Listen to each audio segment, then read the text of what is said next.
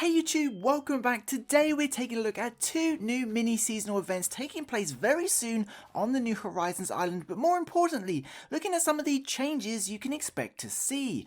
But first, if you enjoy casual Let's Plays and you happen to be an Animal Crossing fan, which I'm guessing you are, seems you're here watching this, be sure to check out my second channel, The More He Plays. We're currently playing through Animal Crossing New Leaf, and episode 95 is about to go up later today. It's super fun, everyone has a good time, so I would love to see you over there too. Now, believe it or not, we are still seeing effects in Animal Crossing New Horizons from version 2.0, even 6 months into the update, which means two seasonal events that debuted last year and are of course returning this year will play out slightly differently this time around and going forward. So we're covering those details today.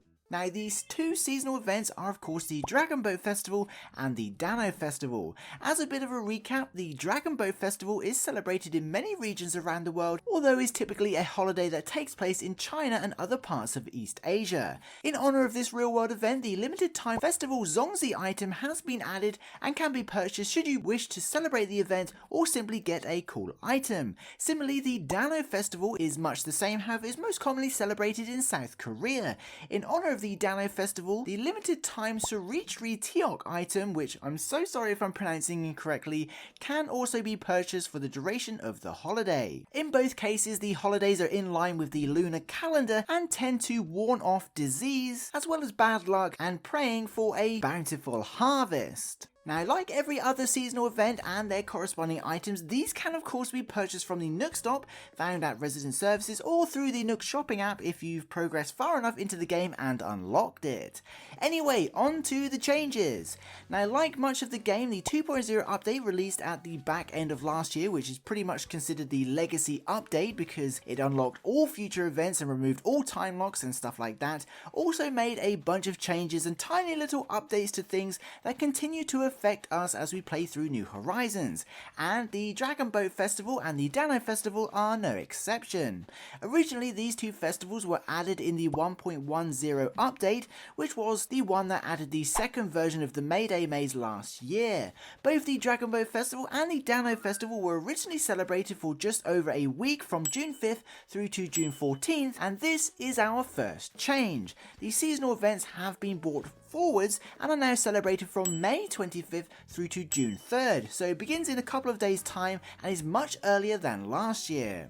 Because of this change, the event is no longer fixed to a specific date and will alter slightly each year going forward. Now onto the most important change.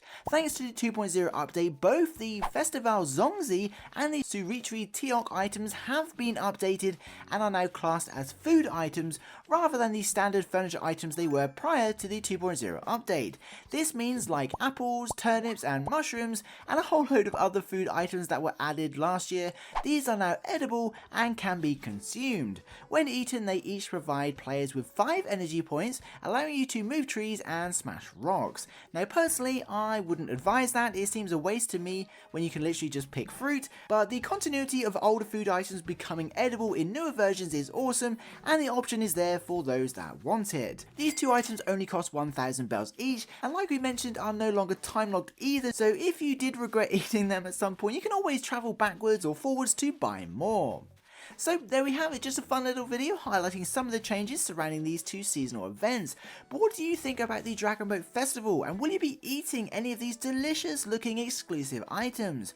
Be sure to let us know your thoughts in the comments below. Of course, if you made it to the end of the video, be sure to comment food, just let me know you did, that would be super awesome. And as always, thank you so much to all the patrons and channel members for supporting this content, and until next time, have an amazing day, stay safe, and I'll see you in the next one.